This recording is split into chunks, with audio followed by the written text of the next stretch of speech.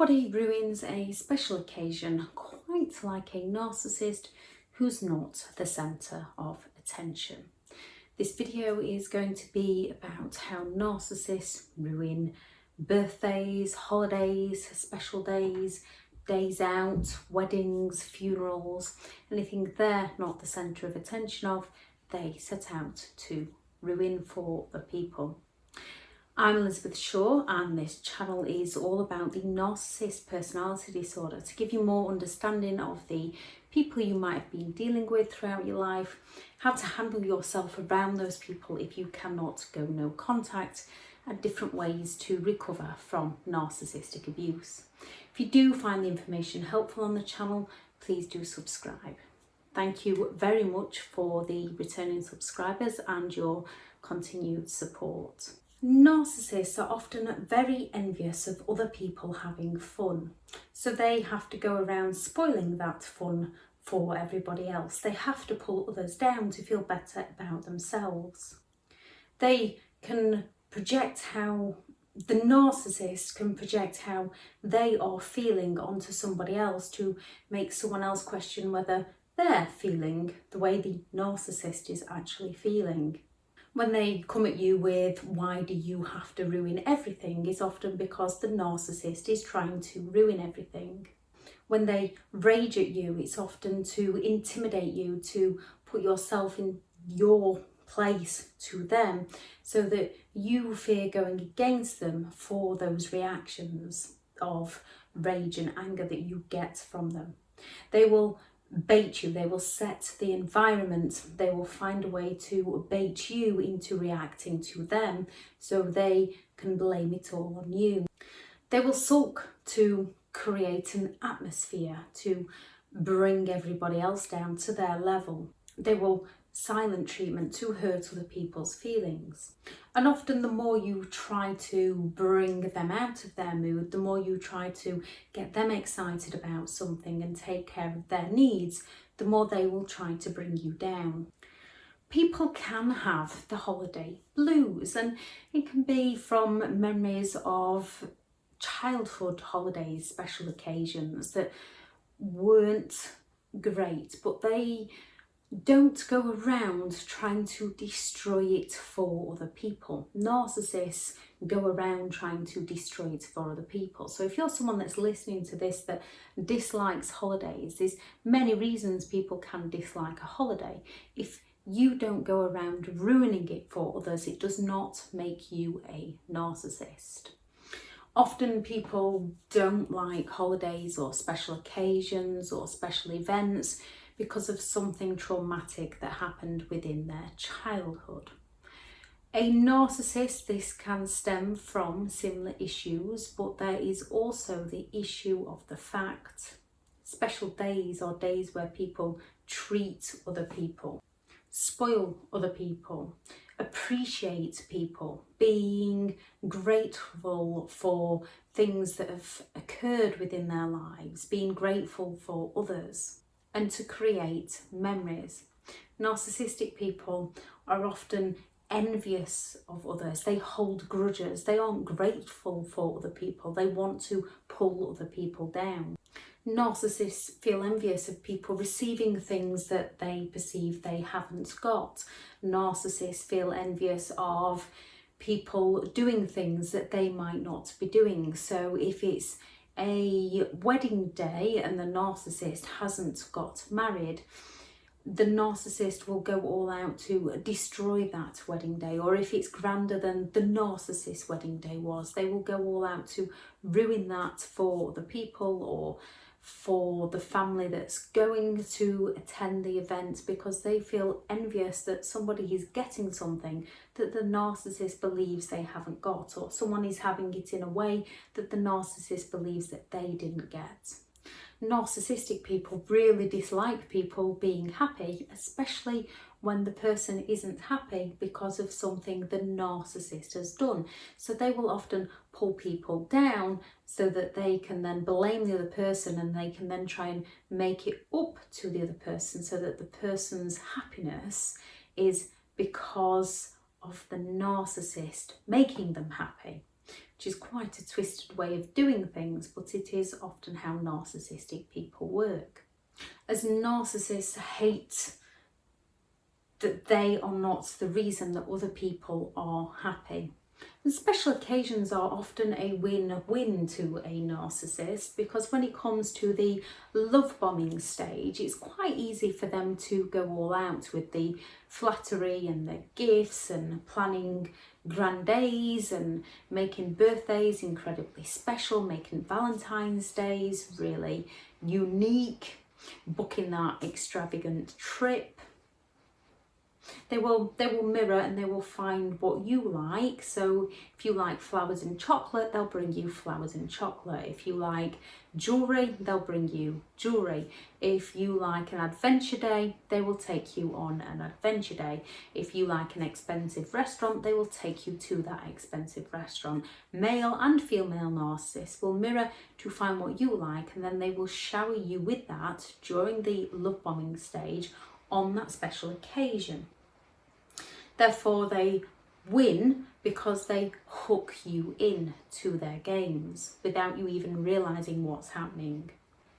They make it all about you, and they make it the best day ever in the idealisation stage, often, not always. Yet further down the line, when you hit the devaluation stage, they will use that against you, the whataboutism, when they turn around and say, what about when I brought you this? What about when I took you here? What about... And we feel rude not being nice to them because they did something nice to us. We feel rude requesting something for our birthday because on one birthday they actually did something for us, which they then brought up the past to say, what about? And the thing with the narcissist is they aren't obviously cruel to us all the time, and when they are cruel to us, they gaslight us into believing we're the reason they are being cruel. So when they say things to you like, you can never allow yourself to be happy, we question ourselves and not their behaviour, not their intentions behind their behaviour. When it comes to the devaluation stage of a relationship with a narcissist, they can really put the spanners in the works on special occasions to hurt you, criticise you, invalidate your feelings, invalidate your worth. They can do all they can to bring you down, and they can then turn around with things like, it's not always about you. Why do you have to make everything so difficult? Why can you never just be happy? What about when I did this for you? So we're again walking around wondering what we've done, while the narcissist again is winning. They might even trick you with the devaluation stage by saying, oh, you don't need to bother doing anything for me. And when you do bother, they'll claim that you've given them a gift that someone else had or that you didn't want. Or they might sulk if you don't go to the grand gestures that they believe they're entitled to, that they told you time and time again not to do under any circumstances. Yet when you don't do it, they sulk for you. And when you do it, they told you that you can't win with them. It's that double bind, that catch-22. They tell you not to, so you don't, and they sulk. They tell you not to, so you do, and they sulk because they told you not to. So you cannot win with a narcissist. The person who wins is the narcissist. And then when they're offering those reinforcements of the idealisation, they use special occasions to hook you back in, to remind you of what it was like in the beginning, or to gain some form of gift that they want from you, or to gain attention from you. In the discard stage, they often give you absolutely nothing, but they will go all out to give someone else stuff in the hopes that you find the receipts, and they will then accuse you of going crazy, giving you those doubts as they create the smear campaign with other people. And we often play straight into their hands because we're searching to find out the truth of what is actually happening, and a narcissist will be telling people that we're obsessed with them. And when we're looking to find the truth, it can come across as obsession when we are just trying to find the truth.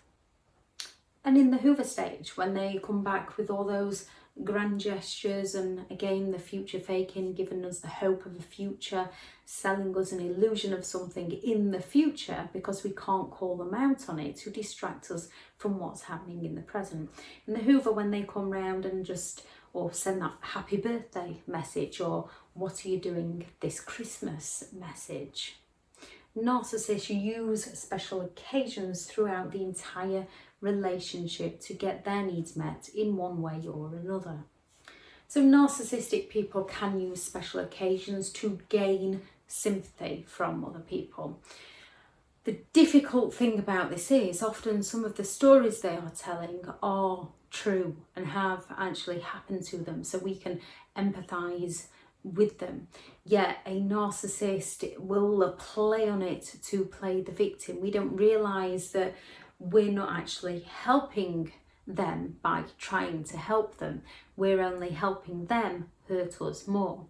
They use it in the hoover with the let's get married because that's a special occasion, a special day. Let's go on holiday because that's a special time. They will book extravagant things for you to do on your birthday to give you that false hope that they will be the person they claim themselves to be.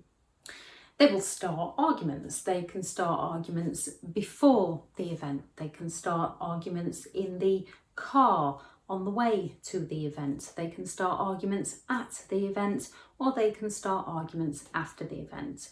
And once we've got used to that pattern of behaviour, if we know that some form of argument's going to kick off, we are then in anxiety, we are then ruminating, we are then anxious, we are then ruminating, we are then wondering what is going to happen or when it's going to happen, putting us on edge while they seemingly are at ease. They can exclude you, especially around Christmas time. They might use it as an excuse to work longer hours under the pretense that they are earning the money, but they'll not give you the money. And if you question them about the money, they will do the "what about when I gave you this?" or "you expect too much from me," even though they're claiming that they're working long hours to provide and then they're not providing. Yet we feel rude in asking them what is actually happening. Or they might use it as an excuse to have an extramarital affair because they can claim they're meeting up with work colleagues. They can claim they're meeting up with friends that's just the girls or just the lads to leave you out. Yet they are going out, they are meeting up, they're just meeting up with your replacement. This is also an excuse for them to neglect you and neglect your needs. And if you're trying to plan to go out somewhere, they will criticise what you're wearing. They will accuse you of cheating, which is often what they are doing. They will do all they can to ruin any nights out that you have.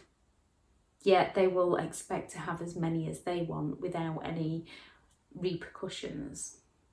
They will raise your expectations to dash your expectations. And this is when I talk about we have to raise our standards of behaviour we will and will not accept from those around us. And we have to lower our expectations so we are not the ones to feel frustrated. Within a narcissistic relationship, they often get us to lower our own expectations because they will promise us something and then not deliver us something and then blame us for not delivering it, or make us feel guilty, or make us feel afraid, or make us feel hope, or make us feel rude, so that we learn over time to expect less and less from them. But we are also trained subconsciously to give them more and more. So they might promise something on a special occasion and then they'll not deliver it. And then they will turn around with that false apology of, "I'm sorry, if only you hadn't. I'm sorry, but because you." So they use special occasions as a way to get at you and hurt you by promising you something and then not delivering that thing. So that the next time They can use things like fear, so that next time we daren't ask why they said they would and then didn't. And they use threats so that we daren't ask them. They use threats in many different methods. And there can be a special occasion where there is something sentimental to us about that occasion, some sort of routine within that occasion that we like to keep because it might be a family tradition or something, and the narcissist will go all out to sabotage this for us because they know that is sentimental to us. They know this is going to hurt us, and when we sit there crying in pain, they blame us for raising our expectations of them, even though they were the person who rose those expectations in the first place. And they can give extravagant gifts because they want the attention, and then they will use it against you further down the line with, "You're so ungrateful. Have you no idea how much that cost me?" They will find a way to ruin their own children's birthdays, down to cutting the cake at the right time or opening the presents at the right time. It can be a 3-4-year-old child really excited, and the narcissist will find a way to ruin it for them. It can be a child's Christmas, and a child can really want something for Christmas. The narcissist can actually go out and buy that gift for the child, and then they can hide it for most of the day and then complain that the child is upset that they didn't get what they want, to make the child feel ungrateful, to make the child feel rude. And then later on in the afternoon, they can give the child the gift and then expect eternal gratitude from the child. And they do things like this because they want to control how everybody else is feeling, yet they don't want people controlling how they feel. So you can get the passive aggressive behaviours of the silent treatments, the sulks. They can set the atmosphere, they can set the stage, they can plan something to bring everyone else down emotionally, cause the arguments, do all they can, go all out, to even ruining days out. They will find a way to spoil it for everybody else. Then you do get the narcissist that will go over the top on special occasions. They are still trying to find a way to make it about them. If you don't offer them that eternal gratitude for going over the top, if you don't offer them that praise, they will then use it against you. And they will hold that grudge forevermore. So if you're still around a narcissist, the best thing you can do is set boundaries. Do what you're going to do anyway. Do it how you were planning on doing it. It can be difficult because you can tell them, and then you can tell them again 3 months later, and they can say, "You never told me you were doing that," even though you know you did. You can actually write it on a notice board in big capital letters, and they will still claim that you never told them that. Or you can try and smooth life over and agree with them to some extent. "Yeah, we'll see nearer the time." Yes, it is a bit manipulative, but sometimes when you are around those on the lower end of the spectrum, it's a way to manage. So we'll discuss it nearer the time, treating them how they treat you. So we'll discuss it nearer the time, and then nearer the time, tell them what you are going to do, no longer fawning to their behaviour, and you enjoying that special occasion as you would, so that you don't have 3 months. If they don't want to be involved, don't try and involve them, leave them to it. If they want to sit there and sulk, let them sulk. By trying to cheer them up, we're teaching them that that behaviour is acceptable. We are enabling them. So those on the lesser end of the spectrum, those without empathy, you do have to be careful around. Those on the lesser end of the spectrum, family members you might not be able to go no contact with, leave them to it. If you have to go to an event and they're there, limited contact around them. When they're coming at you with things, just let the words float off behind your shoulder, and it says more about them than it ever will you. Recognise their pattern of behaviour, what they are trying to do. If you're on your own, fight the urge to further isolate yourself. Get out there, do something that you've always wanted to do for your birthday. If it's Christmas time, do something you've always wanted to do at Christmas. Try and volunteer, get out there into the community. Try and get involved. Again, if it's your birthday or other special occasions, do something that you've always wanted to do. Go and buy yourself that gift that you've always wanted to receive and treat yourself. Do not isolate yourself. Fight the urge to spend a special occasion alone, because often it's what we want to do. Crawl under the duvet, have a good cry. You have to fight that urge, because by following the urge and not doing anything, we are only bringing ourselves further down. We have got to fight our way out of that situation. When people ask, be honest. I don't mean in a narcissistic way where they will play the sympathy to get invited somewhere and then exploit people, but just be honest. When people ask what you are doing, be honest about what you are doing. There is plenty of good people out there. If you knew someone was going to spend the holidays alone and you had your family around and you cared about that person, you would most likely invite them. So be honest with people about how you're spending your birthday, how you're spending Thanksgiving, how you're spending Christmas. Be honest with people if people ask. If people don't ask, there's no need to say anything. Lots and lots of self-care.